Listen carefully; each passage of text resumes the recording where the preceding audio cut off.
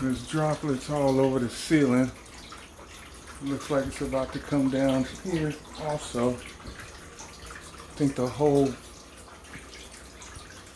whole upstairs kitchen floor is flooded. I don't know how they don't know.